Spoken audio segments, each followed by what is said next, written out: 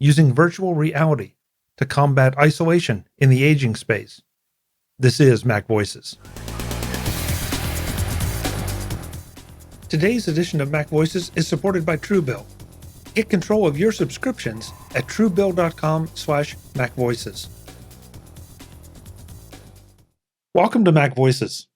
This is the talk of the Apple community, and I'm Chuck Joyner. Folks, if I had been able to go to CES this year and I had walked by the Rendever table, this is someplace that I would definitely have stopped because I think it's very intriguing, especially in today's world where we're talking virtual reality, augmented reality, metaverse, and all that. I'd like to welcome Kyle Rand, the CEO and founder of Rendever, to MacVoices to tell us about it. Kyle, thank you for taking some time to talk to us. Chuck, thanks so much for having me here. I wish we were together in Vegas, but this works too. Yeah, I know. That's what we're saying a lot right now. But I think just the idea of everybody trying to stay healthy so we can get there next year. That's our objective. That's the objective. So you know what's great about that objective is everybody's really gotten into this concept of the metaverse and this concept of VR. So it's been really, really great for me and our company. Well, I had that impression from what I know about Rendever, simply because the metaverse right now is kind of the buzzword. VR has been around for so long, and everybody's waiting to see the applications for it. And I'm not sure, but I think you guys may be on the front edge of actual, real, practical applications. Tell us about Rendever. Yeah, I'm glad you phrased it that way because we as a company we were founded 5.5 years ago. And 5.5 years ago, where we were as a VR industry, that's right around the same time that the New York Times had just shipped out all those cardboard viewers to all their subscribers, and everybody got to have for a lot of people, is their first experience in VR, putting this piece of cardboard up against your face with your phone put into it and getting probably a little bit of vertigo as you looked around on whatever New York Times experience that they had. And so what was really interesting is everybody, as we were getting started, had just had that experience. And it was new, it was exciting, and we were here being like, we actually think that this technology, what you just tried, is the perfect application, the perfect tool for the aging process. And in the beginning, we got a lot of, I'm not really sure I believe you. This piece of cardboard is something, but how exactly is that going to help with aging? And it was, that's when we really realized that as a company, we needed to focus on this core issue of social isolation and educating the masses on what social isolation is. And I'm happy to dig into the data a little bit with you, Chuck, but I think at this point in the world, everybody has had an opportunity to experience what it means to be isolated and understands just how negative it can be. And so I feel like we're at this really beautiful kind of shift in society where hopefully, again, next year we're all together for CES. We're all in Vegas. We're all starting to come out of the pandemic shell, fingers crossed soon.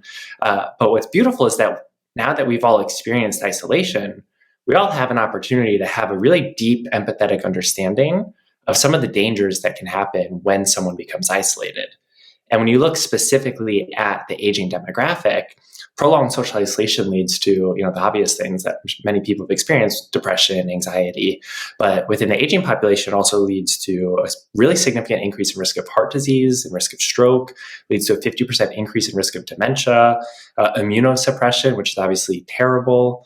There's really, it's a dangerous host of comorbidities, and it creates a 30% increase in mortality rates for this demographic.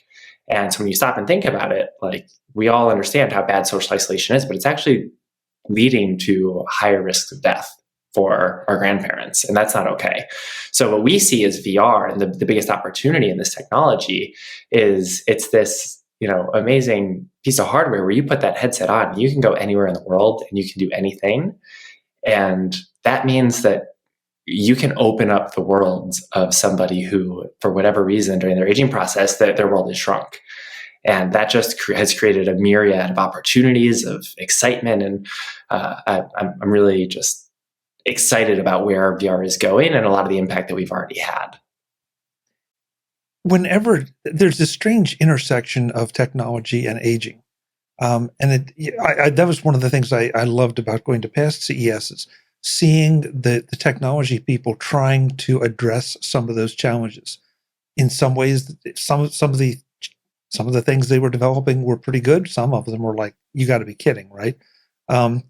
Because the younger the generation right now, the more tech savvy.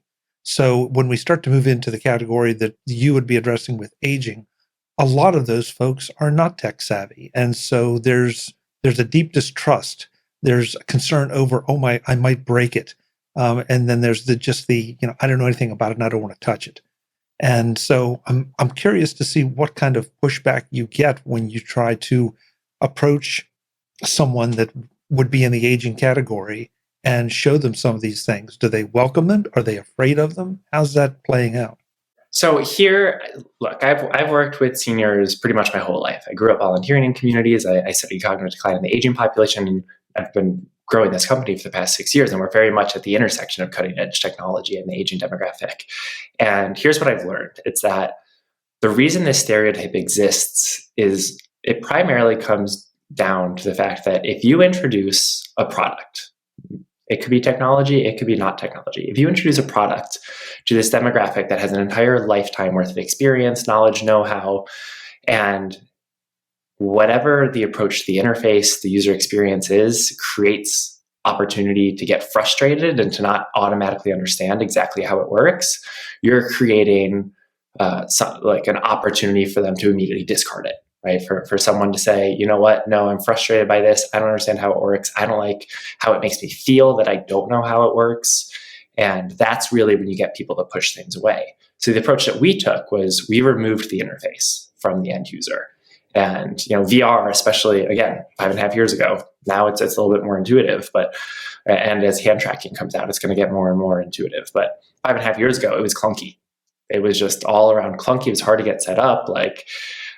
It was still early. And the moment that we realized that we wanted to do this, we started doing some in-person tests and bringing these headsets to people. And when we tried to allow them to just figure it out, they were pushing the technology. We were like, no, we can't figure this out. We don't really understand. We don't want to do this. But then if we intervened and we got the headset ready, we got them in the experience and just put the headset on, then what they were able to focus on was the actual experience, right? The actual virtual experience. And that's when we saw, the headset would go on and people would just smile and they would start laughing and they would start talking.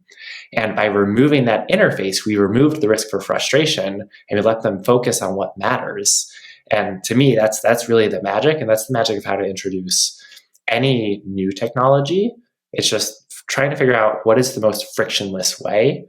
And for us, the most frictionless way was to remove the interface.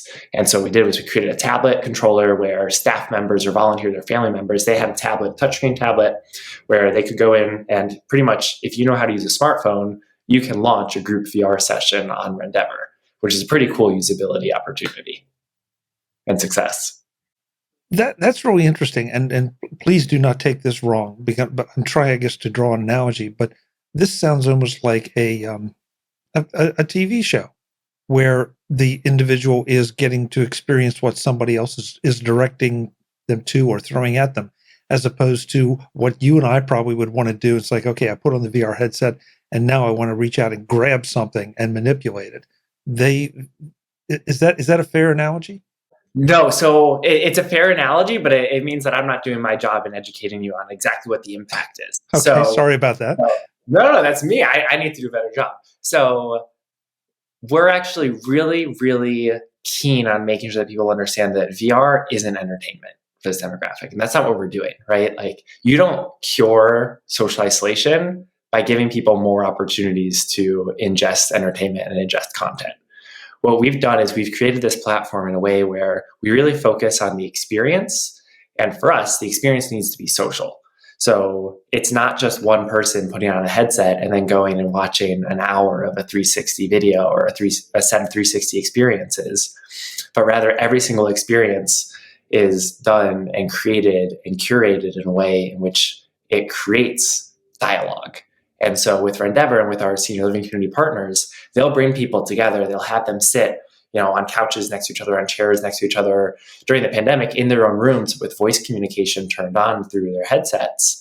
And you would have 4 to 6 to 10 people all experiencing the same thing at the same time, which means that if you're going to go on a walking tour of Paris, all of those people are going to go and they're going to stand on top of the Eiffel Tower and they're going to look out over the city of Paris and share stories and talk about, when they got to go and visit Paris or when they were young and falling in love.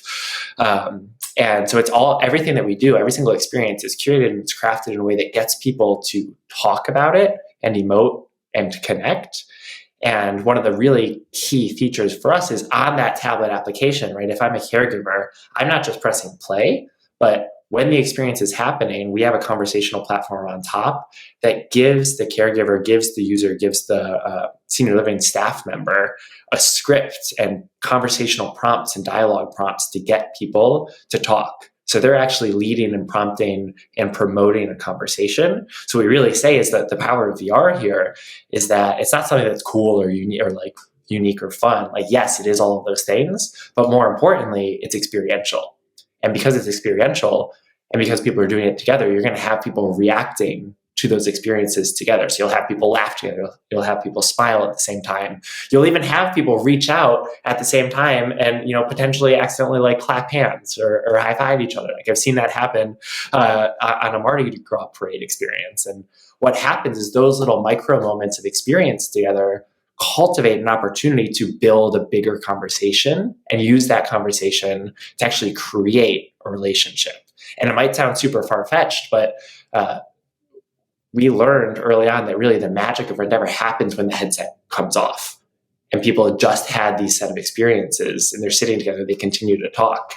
And one of the first things we did was we did a study with MIT Age Lab and Benchmark Senior Living, who's a big operator here.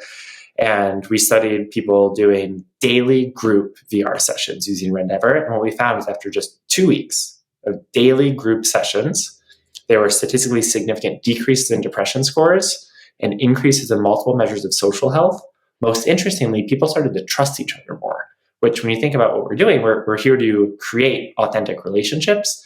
And trust is such a key element of those relationships. So again, it all boils back down to, yes, VR is fun. Yes, VR is entertaining. But what we're delivering on Rendever is we're delivering experiences that get people to connect.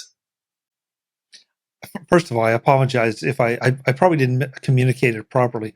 What I meant was the idea that, and you explained it in more detail, that, okay, it's not something that, well, to go back to your original comments, there's no interface to learn. The tour maybe starts out guided but it is a group activity. And that's really intriguing to me. And especially the interaction and then the results you're seeing after the headsets come off. That's kind of amazing.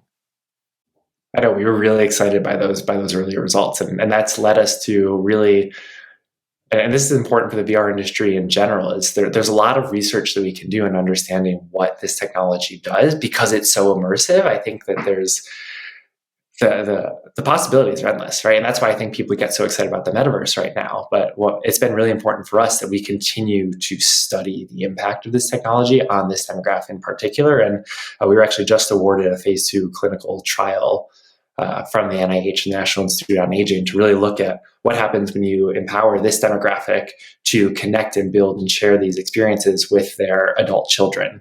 And how can we really use VR to create a sense of virtual family engagement that allows relationships that have been long-standing, that are now different because of physical distance, to really continue to flourish and impact both parties. Today's edition of MacVoices is supported by Truebill. Get control of your subscriptions at truebill.com/MacVoices. Do you know how much you spent on subscriptions last year? I bet you don't. I also bet you would be surprised and perhaps a little shocked at that number. Most of us think we spend about $80 each month, when the truth is more like $200. Let's get those subscriptions under control with Truebill. Truebill is the new app that helps you identify and stop paying for subscriptions you don't want, need, or simply forgot about. See all your subscriptions in one place, keep what you want, and cancel the rest, right from the app. And your Truebill concierge is there when you need them to cancel unwanted subscriptions so you don't have to. No difficult conversations with those pesky humans who are trying to talk you into not canceling. Start canceling your unused subscriptions today at truebill.com/MacVoices. Go right now, truebill.com/MacVoices, It could save you thousands a year. Truebill.com/MacVoices. Thanks to Truebill for their support of MacVoices. I do get concerned at times about the phrase metaverse being adopted in a limited fashion when it seems to mean so much. The metaverse means something to a business person in one way, to the group that you're working with in another, to a sports arena or sports area in another.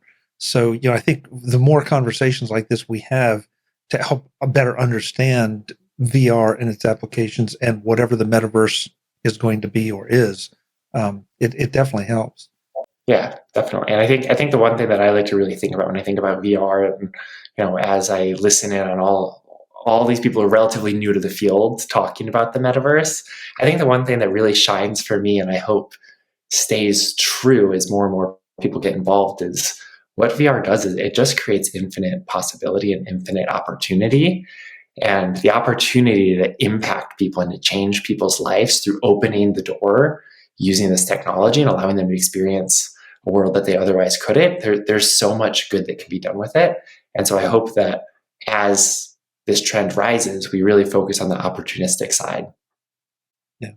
Well, the idea that you're taking the virtual reality thing that a lot of us would enjoy, and you're integrating that social aspect of it in, which for your target audience is extra important.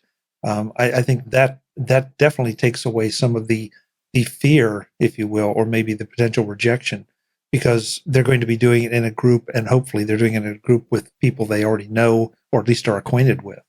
So that's Or got to willing help. to get acquainted with. Yeah. Oh, yeah. Yeah. That's well said. Yeah.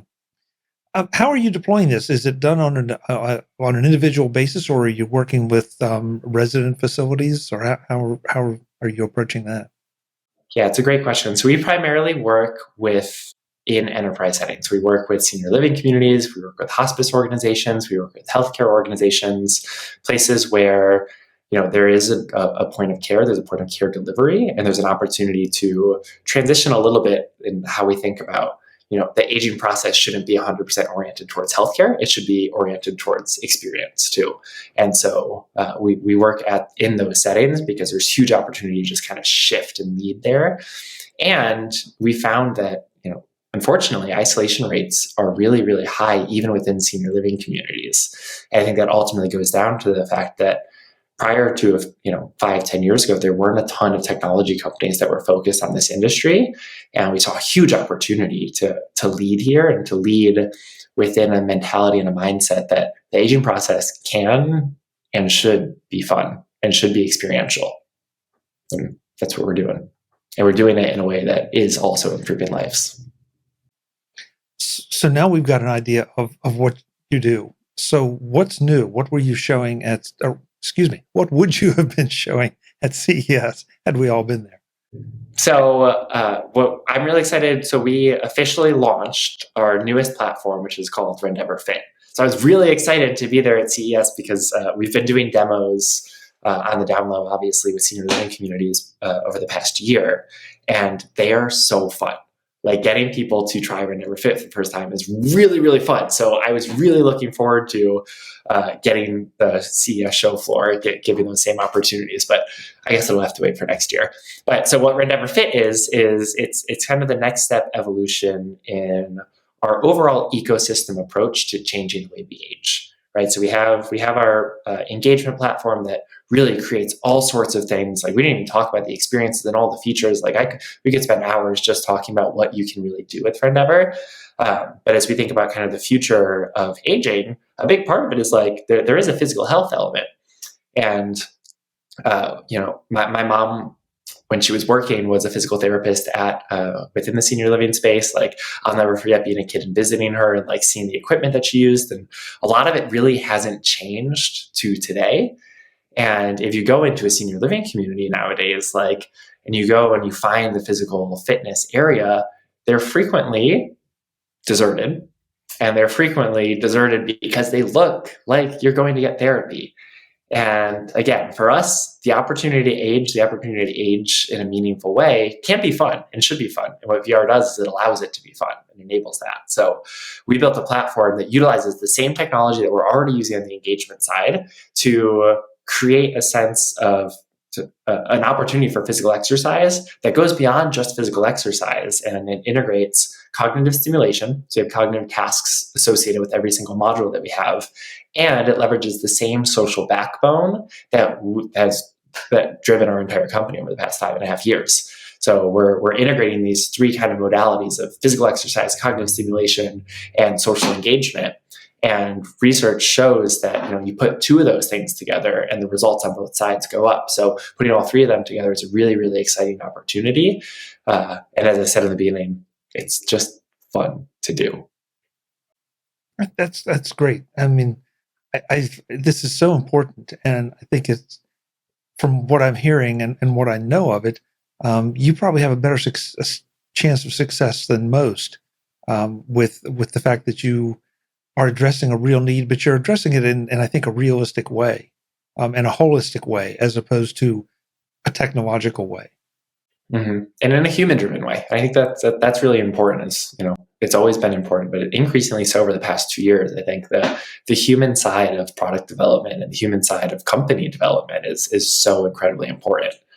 And I'll say that, again, I've been working in this space for a long time, but one of the best things has been the hiring as a company, and hiring people and looking for people who are really aligned towards improving the lives of this demographic.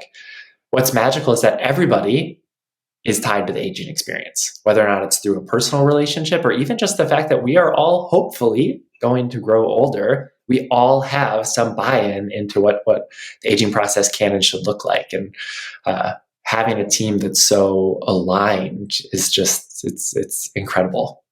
I really love my job. It shows. Sorry, you don't go and play poker in Vegas. You'll lose, because it's very obvious, how your passion runs. Let me go just a little bit geeky for a minute, since that's what this show really is. So what does your hardware look like? And I mean, by that, not just the physical appearance, but what's driving it in the background? What do you need, or what does a facility that maybe wants to work with you need to invest in before they can implement? Yeah, that's a great question. So it's really important to know that as a company, we are full service. So we provide everything. So any community that wants to work with us, we're going to do it all. We're going to make sure that they're all set up with everything they need to do. From a technology infrastructure perspective, everything that is behind Rendever is custom built. It's all, even the tooling, the back end, the analytics, everything is custom built. The only thing that we don't build in-house is the hardware itself. So obviously, over the past 5.5 years, we've worked with a whole host of hardware providers, ranging from Samsung to Facebook/Meta to today, our hardware provider of choice is Pico. And so when a community gets set up and they're looking to roll out Rendever, they'll reach out to us. We'll get them set up with however many headsets they need. We typically see on average communities starting with about 6 headsets. And they're all loaded with the entire Rendever platform infrastructure, and then they're just ready to go. We do a full 90-day onboarding program to make sure that they feel really comfortable utilizing every single component. And during those 90 days, it's an opportunity for us to make sure that they understand they're not just using VR. Right? We never want someone to think they're just using VR, but they're creating these social experiences in VR. And so we focus a lot on that mindset development as well. I love the fact that you say that's one of the key things in your onboarding is, that it's not VR, it's social experience.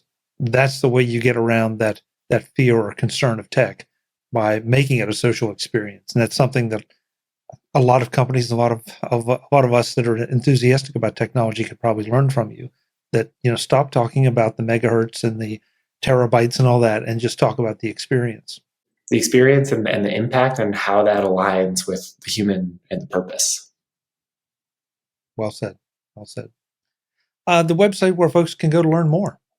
Yeah, come check us out on rendever.com. All of our social channels are Rendever Health. And I think the best part of our company is that because we work with so many senior living communities and organizations and healthcare groups, we get constant stories and photos and videos of how this technology is impacting this really incredible demographic, and we share them all over the place. So please follow us and hear all of our stories.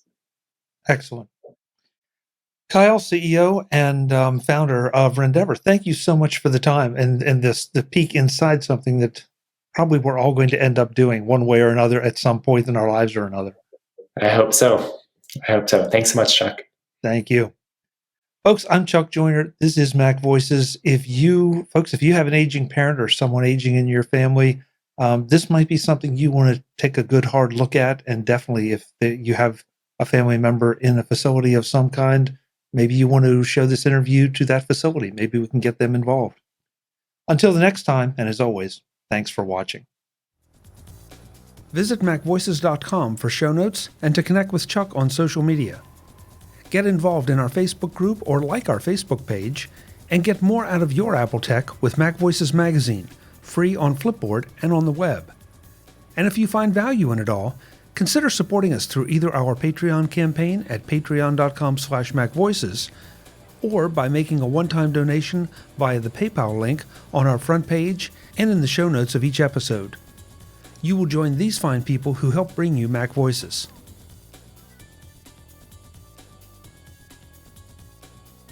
Advertising handled by Backbeat Media at backbeatmedia.com. Bandwidth provided by CashFly at cashfly.com.